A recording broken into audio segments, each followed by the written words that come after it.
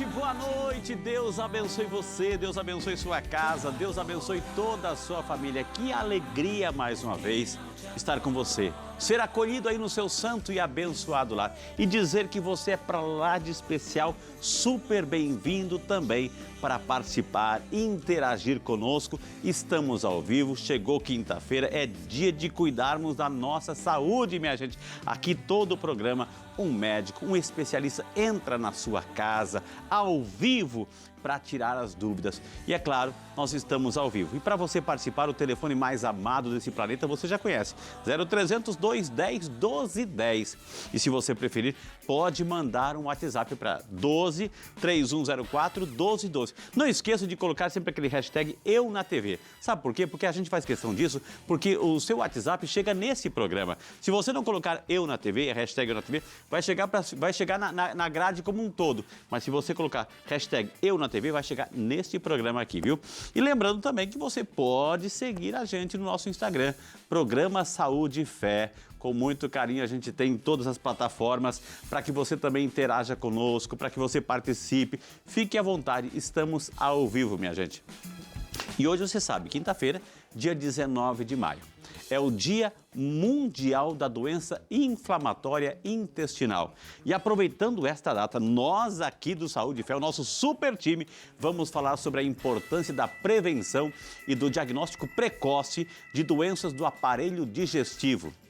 Você sabe que, de acordo com a Organização Mundial de Gastroenterologia, 20% da população mundial sofre algum tipo de problema intestinal e 90% das pessoas não procuram orientação médica. Recorrem muitas vezes, minha gente, à automedicação e não fazem nada para resolver o problema. Porém, fique tranquilo, para falar sobre esse assunto, eu e você vamos receber ele que é médico, cirurgião do aparelho digestivo e cirurgião bariátrico, minha gente. O nosso amigo do Saúde e Fé, o doutor Gustavo Paturi. Doutor, boa noite, bem-vindo. Boa noite. Saudade já do senhor, doutor, né? Boa noite, obrigado por me convidar mais uma vez aqui, é um prazer. A gente tinha vários encontros antes da pandemia, né, doutor? Assim. Isso, ao longo de 2018 e 2019 a gente falou sobre alguns temas de doença do refluxo, gastrite, doença celíaca. E hoje vamos falar sobre a saúde do intestino. E justamente que é hoje o dia 19 de maio, né? Exatamente, a gente aproveita a campanha aí do Maio Roxo. Exato. E hoje o Dia Mundial de Doença Inflamatória Intestinal, Então, para a gente falar um pouquinho sobre prevenção, diagnóstico precoce sobre as doenças inflamatórias intestinais. E tem tudo a ver, né? Tudo a ver. Tudo a ver.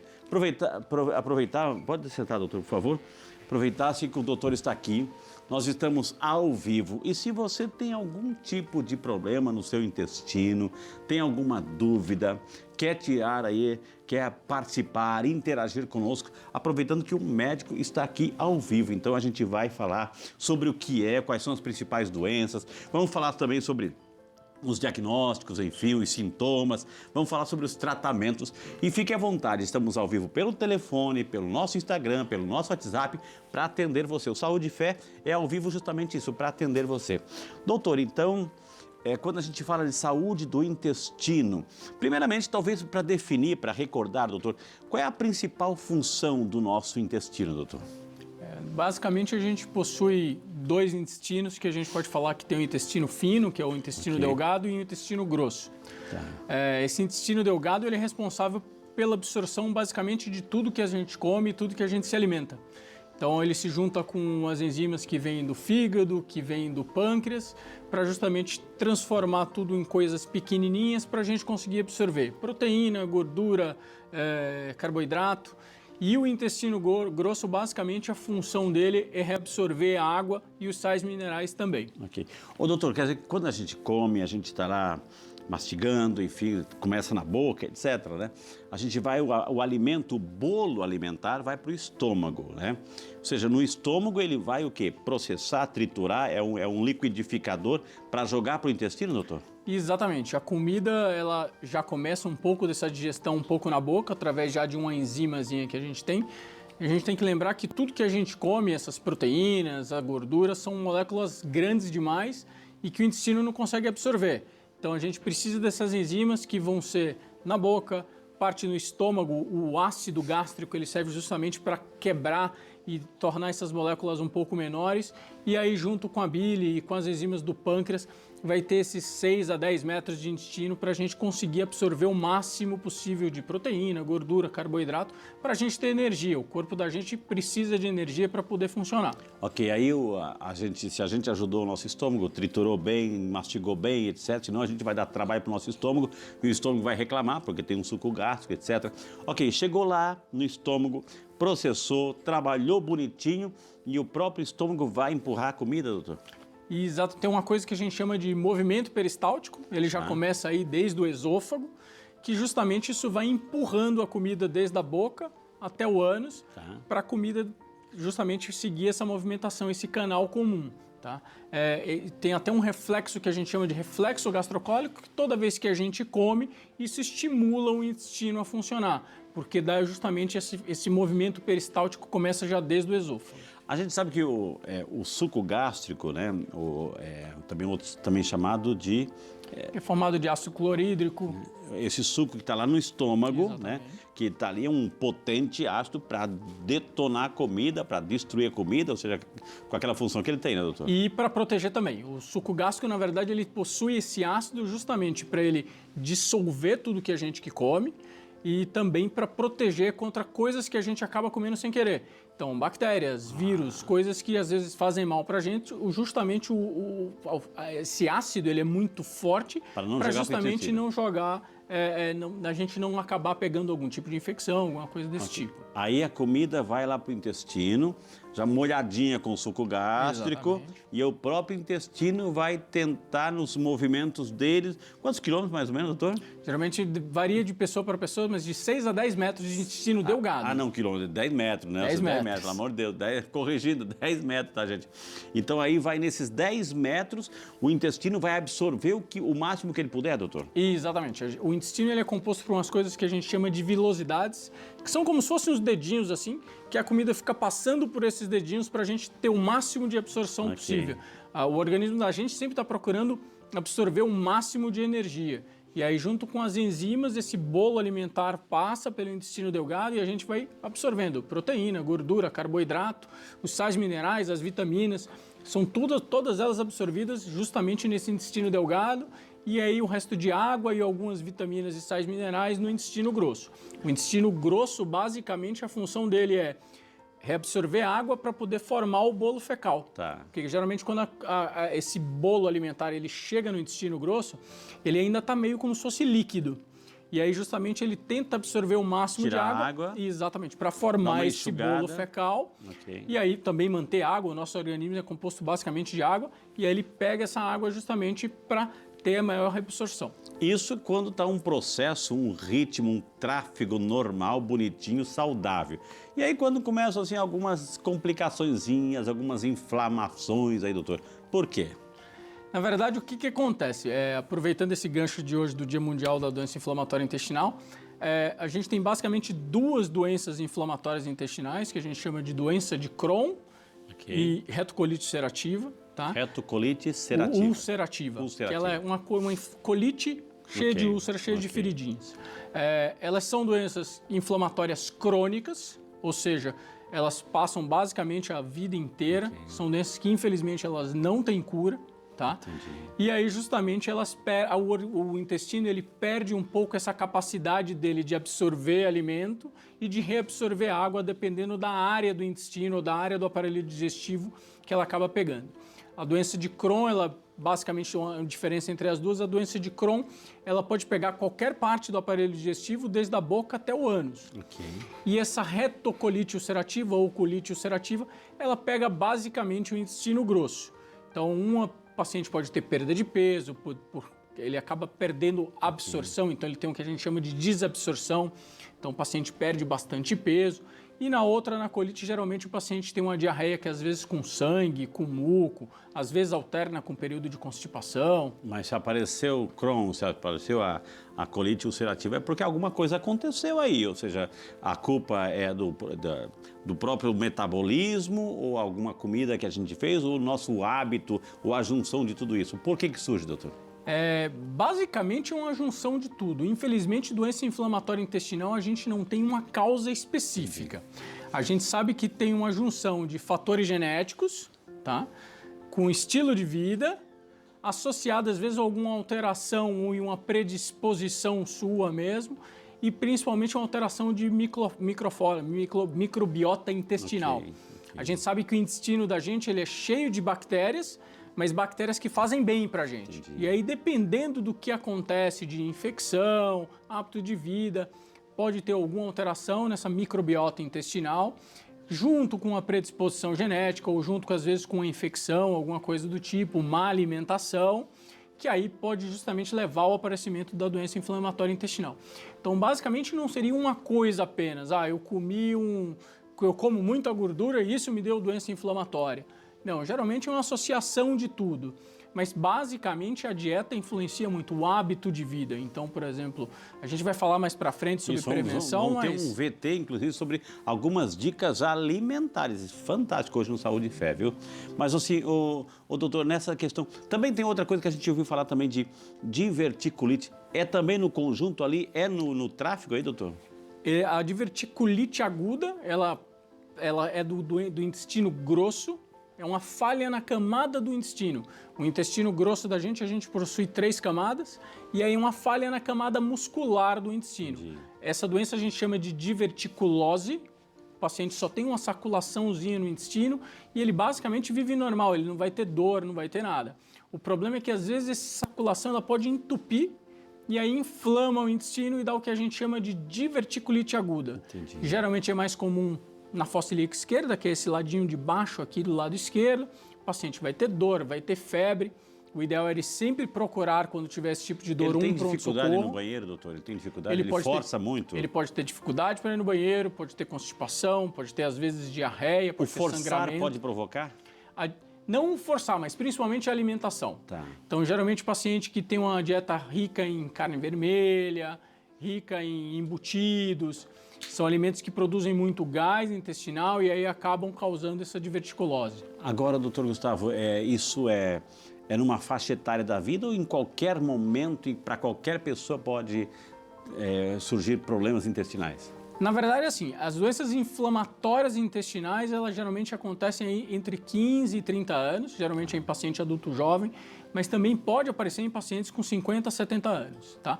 A diverticulose, como a gente acabou de falar, ela geralmente acontece em pacientes mais velhos, acima de 50 anos, por causa dessa fragilidade da camada muscular. Mas a doença inflamatória intestinal pode aparecer basicamente em qualquer época da vida, mas geralmente é mais essa população entre 15 e 30 anos. O senhor falou da alimentação, a gente vai ter uma dica daqui um pouquinho, mas eu gostaria que o senhor falasse também um pouquinho algumas coisas que atrapalham ou que provocam. Por exemplo, eu estou pensando aqui, bebida alcoólica atrapalha, provoca, desidrata e tem alguma complicação no processo inflamatório, doutor? Tem algumas coisas que favorecem esse aparecimento. Então, hábitos de vida, paciente com sedentarismo, estresse, bebida alcoólica, alimentação rica em gordura industrializada, então aquelas bolachas recheadas, sorvete, tabagismo, obesidade, uma dieta que não consiste muito com fibra, com grãos. Ok. Então isso geralmente são coisas que favorecem o aparecimento também, associado àqueles fatores ambientais e aos fatores genéticos também. Entendi. E a diretora acaba de me informar que pelo 0300 210 1210 nós temos participações ao vivo. Dona Maria Luísa, boa noite, bem-vinda. Alô, Dona Maria Luísa? Boa noite. Boa noite, Deus abençoe a senhora, seja muito bem-vinda. Fala de Itatiba, São Paulo, correto? Isso. Que maravilha, está acompanhando o Saúde e Fé. Eu imagino que não toda perde o quinta-feira. programa Saúde e Fé, não é? Toda quinta-feira eu acompanho. Que Frei. Deus abençoe. Muitíssimo obrigado de coração, viu? E o tema lhe interessou muito, porque para pegar o telefone e ligar para cá, certamente uma perguntinha a senhora tem aí para o doutor Gustavo. Pois não? Tenho muito. Eu queria que o doutor Gustavo falasse para mim sobre incontinência fecal, porque eu fui diagnosticado com isso e aqui os médicos ainda não tentaram fazer cirurgia, nada. O que ele pode falar para mim? Se tem tratamento, se não tem, Eu já tenho 74 anos. Dona Maria Luísa, ó, um beijo para a senhora, Deus abençoe, muito obrigado por ser a nossa primeira ligação de hoje. A senhora vai puxar outras tantas ligações, viu? E fez a pergunta, Dona Maria Luísa, o doutor Gustavo vai responder para a senhora aí na sua casa, viu? Que Deus abençoe. Aí, doutor. Oi, Dona Maria, obrigado pela pergunta. Na verdade, incontinência fecal, geralmente o paciente ele acaba perdendo um pouquinho, ele acaba tendo um escape de fezes quando não era para ter. Geralmente acontece em pacientes um pouco mais idosos, geralmente acontece em mais mulher, principalmente por causa do histórico de partos normais, são pacientes que já tiveram muitos filhos, todos normais. E excesso de gases também, não? Geralmente não, mas principalmente porque ela perde um pouquinho aquela capacidade do tônus, principalmente ali do períneo, que é aquela parte baixa do intestino e baixa da pelve. Na verdade, ela precisa de um tratamento multidisciplinar, então geralmente a gente tem fisioterapeuta que ajuda a tentar controlar e a tentar fortalecer essa região da pelve, tá? Tem alguns exames que a gente precisa fazer para justamente ver se tem lesão muscular, se tem lesão nervosa também. Então, geralmente não é apenas um tratamento em si, a gente faz um tipo de cirurgia e resolve. Então, geralmente a gente precisa investigar bem para ver como é essa motilidade intestinal, como é esse períneo está funcionando para a gente tentar chegar no tratamento. Se a gente às vezes faz só um tratamento clínico junto com fisioterapia ou se a gente já parte para a cirurgia. Doutor, geralmente quando a gente come como salada beterraba, o xixi vai ficar vermelho. E agora, e quando não se trata de beterraba, e quando também começa a aparecer algum sangramento, doutor, nas fezes? Geralmente, o dia da conscientização é bom por causa disso. Geralmente o paciente, quando vê sangue nas fezes, geralmente é o momento que o paciente ele acaba procurando o médico. E às vezes ele tem outras alterações que ele acaba justamente menosprezando um pouco. Por isso que serve esse dia da conscientização. Então, às vezes o paciente tem algum quadro de diarreia, que às vezes alterna com constipação intestinal, e ele muda um pouco a dieta e acaba melhorando um pouquinho e deixa para lá. E aí ele só vem procurar a gente quando tem a parte do sangue nas fezes. O sangue nas fezes é um grande chamativo e ele precisa procurar. Ser investigado. Porque tem diversas doenças que podem dar, desde doença inflamatória intestinal até hemorroida, que relativamente seria uma coisa relativamente simples, até um câncer de intestino, um câncer de cólon, um câncer de reto. Então, qualquer sinal de sangramento nas fezes é um grande alerta para o paciente já procurar em si o seu especialista, o cirurgião. De repente, quando a pessoa vai fazer um exame específico, e o doutor pode falar, tem aqueles palavrinhas pólipos intestinais. O que são isso, doutor? Na verdade, os pólipos intestinais, eles são como se fossem umas verruguinhas. Quando a gente faz o exame de colonoscopia, a colonoscopia é um exame que a gente entra com a câmera pelo ânus e a gente vê todo o intestino grosso e o finalzinho do intestino delgado. Então, a gente consegue ver, na verdade, diversos tipos de doenças. A gente vê desde doenças ali do ânus, que a gente pode ver uma hemorroida, uma fissura, alguma coisa do tipo.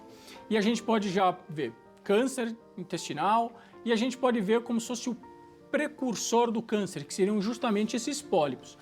Os pólipos, eles são verruguinhas que aparecem no intestino e que na colonoscopia, ele já tem a capacidade de tirar esse pólipo. Esse pólipo vai para uma análise que a gente chama de biópsia, que é o anátomo patológico, e lá ele vai me dizer se ele é apenas um pólipo, às vezes... Pode ser mais de uma, pode ser um... Pode ser vários pólipos. E ele consegue... No exame tira todos? Já consegue tirar todos. Porque é importante para ele ver se é um pólipo hiperplástico, que a célula só cresceu, ou se ele é um pólipo adenomatoso, que é um pólipo, na verdade, que ele é benigno, mas se ele fica ali no intestino, ele pode lá na frente, em 3, 5 anos, virar um câncer. Então é importante fazer a colonoscopia.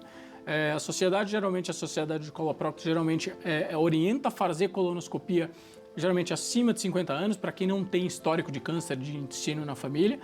No consultório a gente acaba baixando um pouco mais essa idade para tentar investigar um pouco mais, para justamente pegar esses logo no iniciozinho.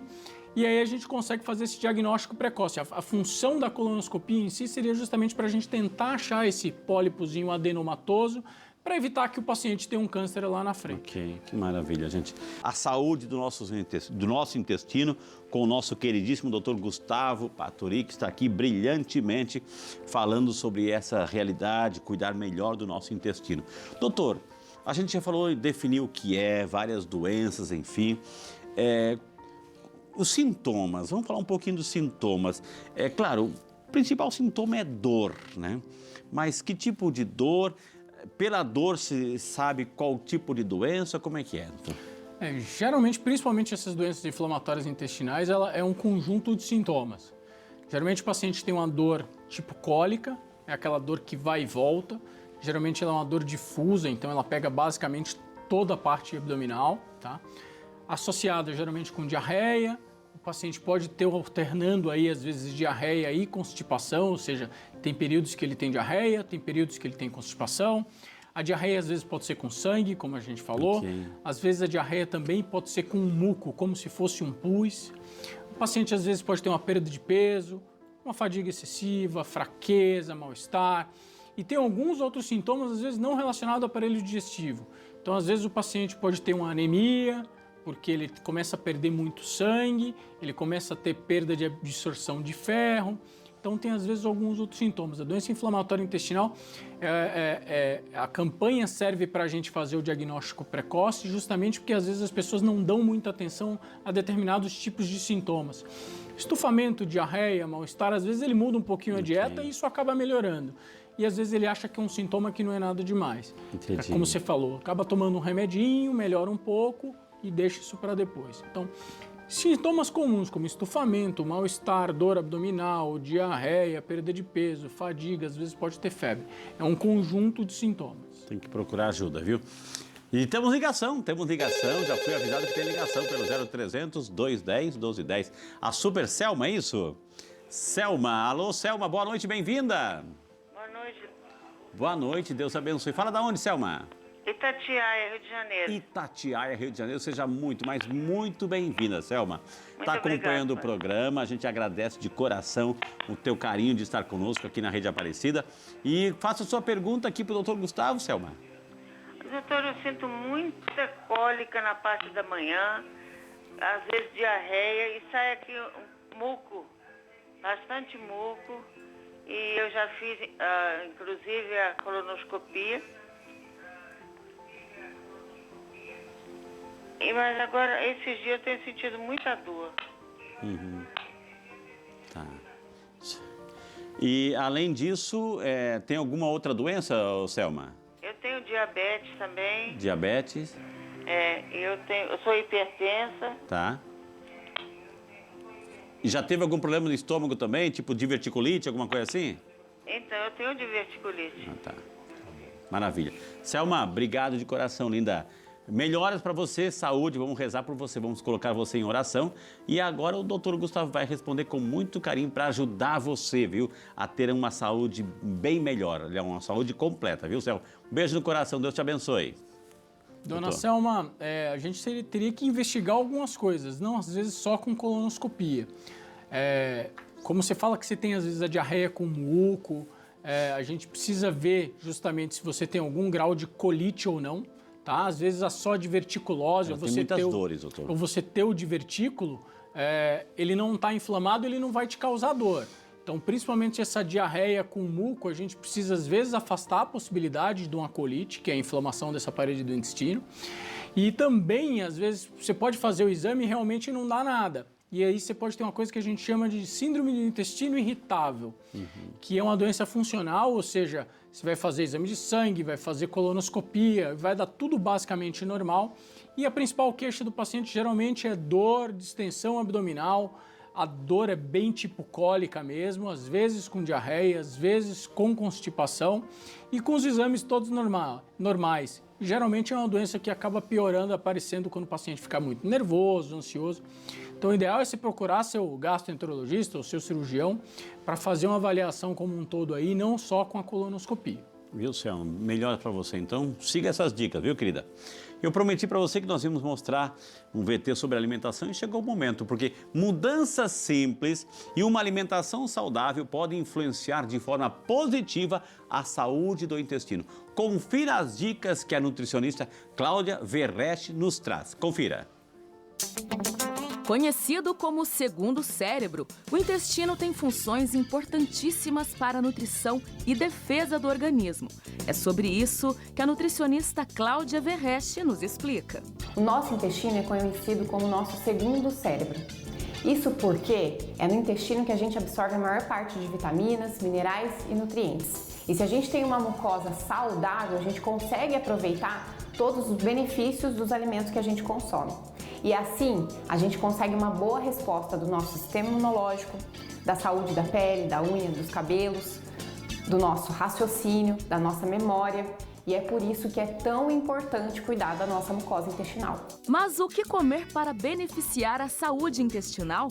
Alimentos ricos em fibras fazem bem ao intestino? As fibras, elas estão nas verduras, nos legumes, nas frutas, em alimentos integrais, também nas sementes, na aveia e sim, tem inúmeros benefícios. Vai ajudar não só no trânsito intestinal, vai ajudar também a controlar os níveis de glicemia, a aumentar a saciedade, então também facilita aí o processo de emagrecimento e reduz os níveis de colesterol, os níveis séricos de colesterol ruim. Sucos verdes ajudam a limpar o intestino?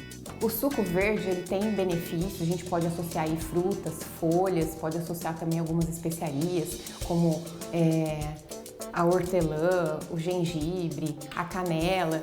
Vai ter uma ação anti-inflamatória, então favorece muito a saúde intestinal, vai ajudar também no tratamento de doenças, até no controle aí do colesterol. Mas se você não tem o hábito de consumir sucos, você também pode fazer uso dos próprios alimentos. A couve na salada, o limão, você pode fazer um shot pela manhã, pode associar aí também o gengibre, a cúrcuma, que tem um potencial anti-inflamatório muito alto.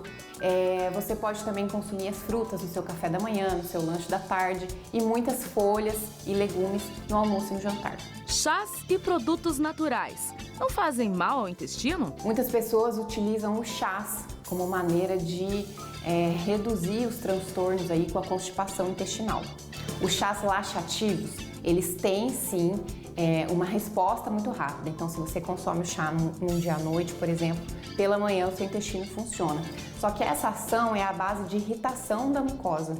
E essa irritação, se ela acontece com frequência, ou seja, se o indivíduo ele faz uso do chá com uma certa frequência, isso pode acabar trazendo uma lesão na mucosa. E não é interessante, porque pode levar até um quadro de câncer. Ameixa preta ajuda a acabar com a prisão de ventre?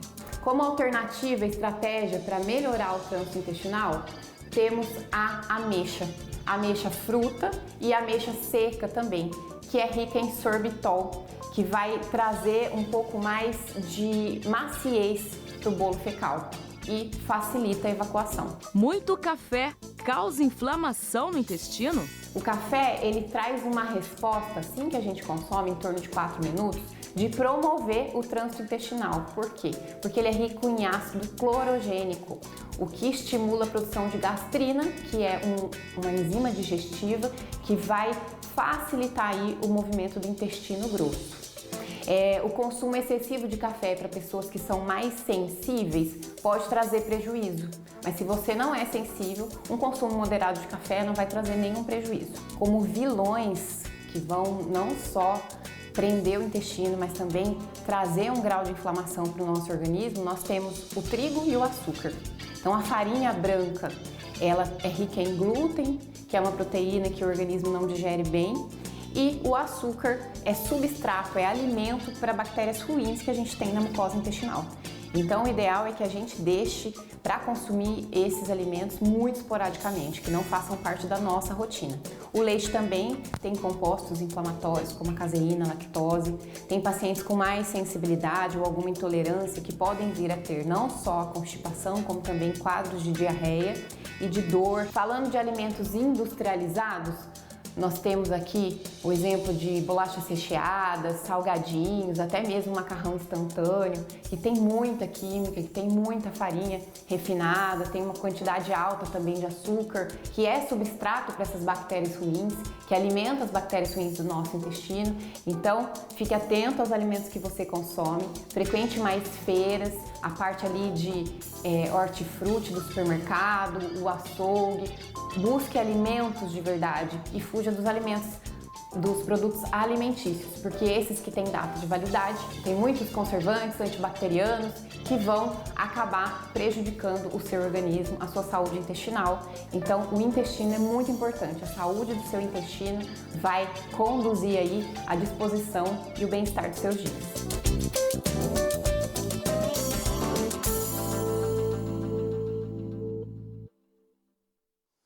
Que maravilha, né? Quantas informações valiosíssimas a gente aprende aqui no Saúde e Fé.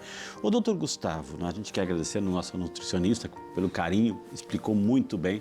Mas ela citou ali, doutor, e muitas pessoas têm dificuldades, enfim, de absorver, etc. A questão do glúten, né? Que isso provoca também doença e como lidar com isso? O glúten, na verdade, ela é uma proteína, tá? Que em si ela já é inflamatória, ou seja, então mesmo para quem não tem a intolerância, para quem não tem doença celíaca, o glúten ele já é, porque ela é de difícil absorção para o nosso organismo. Difícil então quebrar aquela molécula. Exatamente, que ela é muito grande, então você já tem um grau de inflamação por causa do glúten em si, tá? E aí tem algumas pessoas que têm essa intolerância que a gente já falou uma vez sobre a doença celíaca, que aí acaba sendo uma inflamação mesmo. Então a proteína do glúten gera uma reação inflamatória no intestino, que aí acaba inflamando toda essa parede do intestino. Aquilo que a gente falou uma vez sobre as vilosidades do intestino, o glúten vai lá, inflama isso aqui e o paciente acaba perdendo uma parte dessas vilosidades e ele acaba tendo desabsorção. Ele começa a ter diarreia porque ele não consegue absorver, ele começa a ter perda de cálcio, perda de ferro, de vitamina D. Então o glúten, às vezes, ele é não que ele seja sempre um vilão, mas ele é um dos grandes vilões aí de saúde intestinal. E um processo inflamatório potente. Doutor, chegou a pergunta, a nossa amiga Aida Soares Gomes, lá de Turvo, Santa Catarina. Obrigado, Aida, por acompanhar o Saúde e Fé aí, nossa região de Turvo. Deve estar frio aí em Turvo, viu, Aida? Boa noite, doutor. Meu irmão faleceu de câncer no intestino, diz ela assim. Nós, irmãos dele, devemos fazer exames de colonoscopia anualmente para a prevenção? Estão respondendo aí carinhosamente para Aida Soares, lá de Turvo, Santa Catarina, doutor. Bem, boa noite, dona Aida. Pergunta importantíssima. O câncer de intestino, ele tem um alto grau desse fator genético, então os pacientes que têm histórico de câncer de parente de primeiro grau, pai, mãe, irmãos, assim que a gente faz o diagnóstico, a gente sempre procura pegar esses parentes de primeiro grau para justamente fazer a colonoscopia.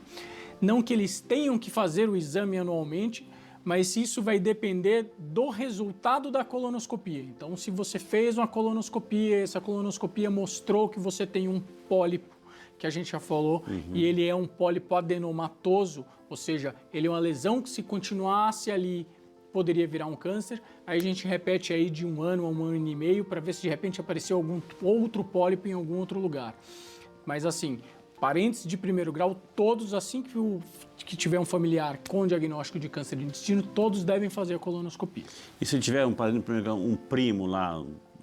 Primo geralmente é um pouco mais distante, aí a gente acaba indo para idade. Okay. Nos meus pacientes, todos os meus pacientes acima de 40 anos, eu geralmente peço uma colonoscopia. Entendi. E temos mais ligação, que maravilha, 0300 210 1210 funcionando. Dona Maria de Fátima, boa noite, bem-vinda. Alô, Dona Maria de Fátima. Boa noite, Frei Reinaldo. Como eu fico feliz. Assisto... Oi, Frei Reinaldo. Deus abençoe. Olha, assisto os seus programas, acho maravilhoso. Parabéns, viu? Muito obrigado, Dona Maria de Fátima. A senhora fala de onde? Estou aqui de Fortaleza. De Fortaleza, seja muito bem-vinda, que maravilha. Dona Maria de Fátima, acompanhe. O tema de hoje me interessa bastante. Por quê? Porque eu estou passando uma situação, assim, de um incômodo de muitos gases desde outubro do ano passado e já fiz uma endoscopia, já fiz uma colonoscopia e não apresentou nenhum problema. Mas eu sinto esses gases, principalmente na parte lateral esquerda. Tem um histórico de prisão de ventre da minha família, da minha mãe, tem essa situação. Aí eu fico assim, a quem recorrer para fazer buscar um tratamento, um tipo de exame, alguma coisa assim. Como o doutor Gustavo está abordando tantas situações, eu achei muito interessante que eu pudesse falar. Por isso eu tentei bastante e consegui. Graças a Deus e a Nossa Senhora. Graças a Deus, Dona Maria de Fátima, eu queria imensamente agradecer o seu carinho, estar conosco aí. A senhora buscou tanta ajuda e talvez assim não encontrou, enfim. Mas hoje, com o doutor Gustavo, ele vai dar uma orientação para a senhora seguir no melhor tratamento para ter a sua saúde completa de volta, viu? Ó, um beijo no seu coração, Deus abençoe. Ouça com carinho a resposta do doutor Gustavo, viu?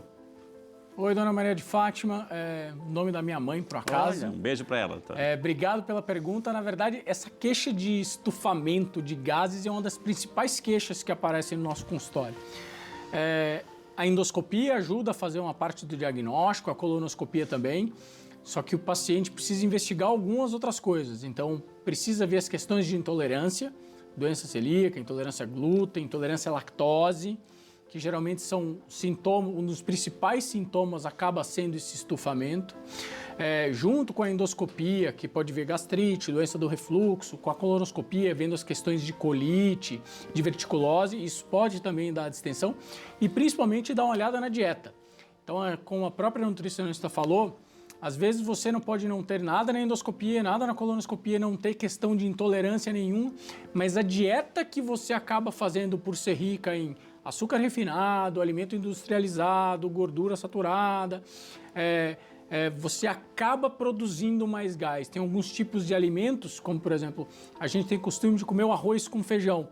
E o feijão é um tipo de leguminosa que por si só, ele acaba produzindo um pouco de estufamento, que a gente fala. E algumas pessoas têm um pouco mais de sensibilidade. Refrigerante. As bebidas com gás, as bebidas ricas em açúcares. Às vezes a pessoa acha que está tomando um refrigerante que por ser zero, ele não vai ter sintomatologia nenhuma. Então é importante às vezes não só dar atenção aos exames em si e ver como um todo. Por isso que é importante passar no seu médico e ter também uma orientação nutricional com a nutricionista. Ô, Dona Maria de Fátima, preste atenção, ou seja, nessas coisas que o doutor Gustavo falou, de alimentos, enfim, tira um naquele dia para ver se, opa, então de repente é uma dica para a senhora mesmo vai prestar atenção no tipo de alimentação que a senhora está ingerindo cada dia, doutor. Já é um processo de observação que pode ser um caminho de solução. Isso é importante do paciente, às vezes, justamente observar. Ele notar, geralmente quando eu tomo leite ou quando eu como queijo, eu fico um pouco mais estufado. Quando eu como muito pão, massa, macarrão, me dá muito estufamento. Então é importante ele fazer essa sensibilidade, ter essa sensibilidade de às vezes notar que quando eu não como isso, eu não sinto nada. Mas procurar o seu médico e procurar também a orientação nutricional. Exato. Não apenas achar, não, eu parei com leite, parei de estufamento, eu tenho intolerância. Não. Procura sempre ajuda até para poder tratar.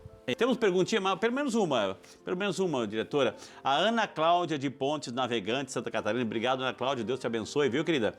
Boa noite, tudo bem? Melhor agora. Tenho um intestino muito preguiçoso, diz ela, doutor. Às vezes fico muitos dias sem ir ao banheiro. Gostaria de saber se é perigoso sempre tomar remédio para ir ao banheiro. Agradece a Ana Cláudia, doutor. Boa noite, Ana Cláudia. Essa é uma ótima pergunta também. Tem que ver qual tipo de medicação que o profissional te passou. O ideal é você sempre procurar um médico para justamente poder passar a medicação. A pergunta é, e se ele não passou? Então. Porque geralmente esses remédios que os pacientes acabam usando por conta própria são remédios que a gente chama de irritativos, ou seja, eles fazem com que você vá no banheiro causando uma irritação, uma inflamação na mucosa do intestino. E se você faz isso sucessivamente por vários dias, vários meses, vários anos, essa inflamação lá na frente pode causar vários problemas, desde uma inflamação crônica do intestino até um câncer. Então, o ideal é procure o seu médico, tem medicações certas que a gente geralmente usa à base de fibras, e esses irritativos a gente usa praticamente em último caso. E nós temos essa cultura, e é uma cultura que está em todos nós. Enfim, a gente vê muita propaganda assim, de cápsulas, isso, aquilo, né, milagreiras, etc. Olha, isso aqui, tomando isso aqui, o teu intestino vai funcionar. Então, tudo bem, legal, não vamos assim jogar fora, mas leve esse produto ou o nome desse produto, dessa proposta, para o teu médico. Pergunta, doutora, estou tentado a comprar isso, né? Será que vai me ajudar? Acho que o médico tem informação correta para isso, doutor. É importante o paciente sempre procurar o especialista, procurar seu médico. Remédio não é brincadeira, a gente viu aí há um tempo atrás o pessoal tomando chá emagrecedor e acabando evoluindo para hepatite aguda, morrendo. Então é importante lembrar que remédio é uma coisa que a gente precisa de médico para a gente poder tomar da forma correta para poder tratar o problema. Exato. Não adianta ficar achando que vai tomar qualquer coisa e que isso não vai fazer bem. E é uma questão de mudar a nossa cultura para isso. A gente é muito da automedicação. A Maria da Conceição de Maceió, Alagoas. Obrigado, dona Maria da Conceição. Um beijo para a senhora. Deus abençoe, viu? Boa noite, Frei Doutor. Sempre que faço exames, a minha calprotectina, calprotectina está elevada. Pode ser algo mais grave? Tenho síndrome do intestino irritável. Faço tratamento. Calprotectina, doutor. Primeira vez que eu escuto essa palavra. E aí, Maria da Conceição? Vamos lá. Ela está falando basicamente de duas coisas diferentes aqui. Síndrome do intestino irritável em si, a gente até falou um pouquinho, é uma doença funcional, não tem inflamação, apesar do nome irritável, mas não tem inflamação nenhuma no intestino. Você faz colonoscopia, está normal, a parte final ali do intestino, que é o ilho, também está normal. A inflamação crônica, a retocolite ulcerativa ou a doença de Crohn, não. Aí você tem uma inflamação mesmo do intestino, aonde você tem essa calprotectina fecal elevada, é um exame. Só que a gente tem que ter a ideia que a doença inflamatória intestinal ela tem um diagnóstico às vezes um pouco difícil. Não significa o fato de você ter calprotectina fecal elevada que você tem doença inflamatória intestinal. Okay. Ele é um exame que serve de screening para a gente tentar chegar ao diagnóstico, junto com a anamnese, a história clínica do doente, endoscopia, colonoscopia. Então, não é só um exame que a gente vai fazer o diagnóstico. Okay. Doutor, eu já vou fazer a próxima pergunta assim, mas a gente fala uma expressão quando a gente está muito nervoso, quando a gente está assim, a flor da pele, aí eu estou muito enfesado, né? Enfesado.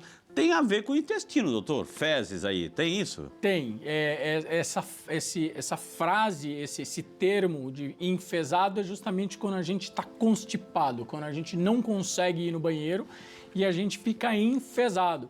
É uma coisa, a constipação crônica, que é basicamente uma coisa normal, né? Mexe, deixa o paciente distendido, estufado, com mau humor, principalmente acomete mais mulher.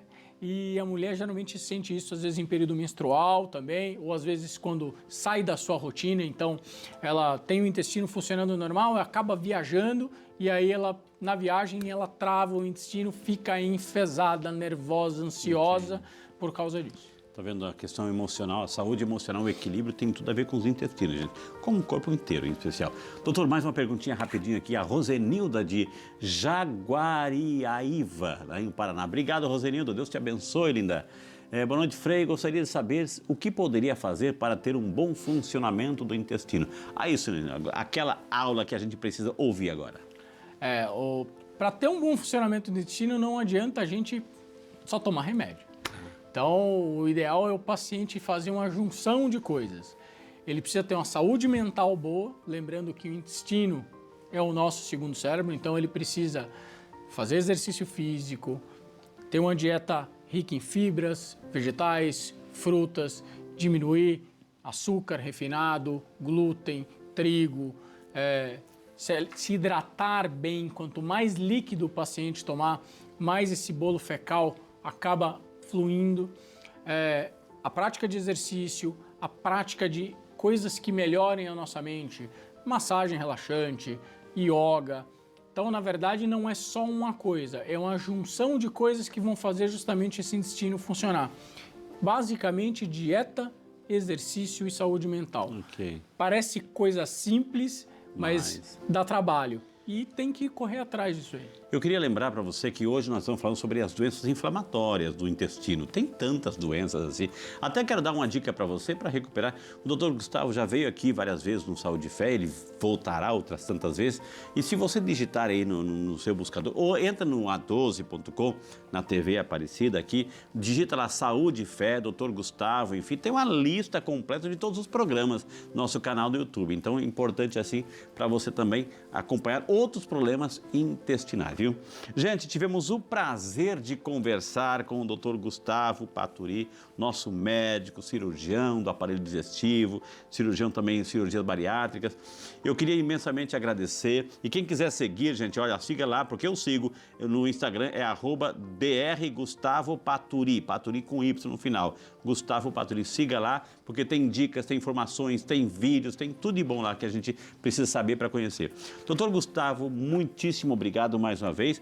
E hoje o senhor também quer fazer uma homenagem, isso? Né? Primeiro, eu queria agradecer mais uma vez de estar aqui. É sempre um prazer poder falar com você, falar com todo o público da TV Aparecida. Hoje eu vim, hoje 19 de maio, Dia Nacional, Dia Mundial do Combate à Doença Inflamatória Intestinal, mas também é o aniversário da minha esposa. Então a gente veio para cá e aí... Tem como mostrar? Olha que linda que ela é, tá lá quietinha no cantinho. Mostra, é a Fabiana? Fabiana. Super Fabiana, a mãe da Super Natália, né? Olha que maravilha. Que Deus abençoe, viu? Um beijo. Parabéns, Fabiana. Deus te abençoe, viu? Olha que maravilha. Doutor, muitíssimo obrigado. E a gente fica no aguardo de outras vindas suas aqui, viu? Quando quiser, vai ser sempre um prazer. Eu fico lisonjeado sempre de vir aqui. Obrigado. Que maravilha, gente. E depois desse momento tão especial também, nós vamos assim nos preparar para o nosso momento de oração. E o nosso momento de oração começa com essa introdução oracional que eu quero convidar você para acompanhar conosco. Deus Todo-Poderoso e Eterno, reconheço Tua bênção na minha saúde e retorno a Ti o meu mais sincero agradecimento por isso.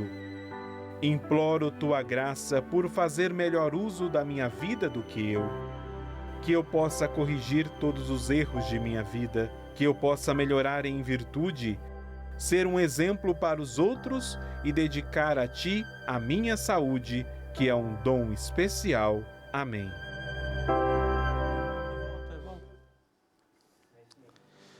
Que maravilha, gente, depois desse momento de oração, nós também queremos nos colocar na presença de Deus e agradecer.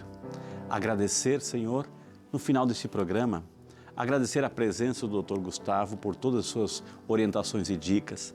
Agradecer toda a nossa equipe que trabalhou para que esse programa acontecesse de uma forma tão serena e competente. Quero agradecer em especial todos os que participaram com suas perguntas e testemunhos.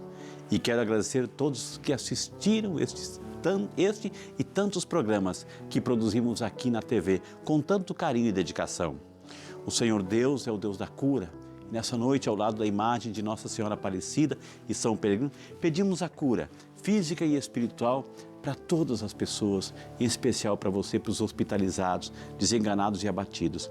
Senhor, pedimos a Tua bênção sobre esta água. Prepare o seu copo d'água, que o Senhor possa colocar suas mãos generosas e poderosas e que ao tomar essa água, desça sobre cada filho e cada filha toda a bênção, toda a proteção, toda a saúde física e espiritual. Em nome do Pai, do Filho e do Espírito Santo. Amém. Pode tomar a sua água. E que o Senhor esteja convosco, Ele está no meio de nós.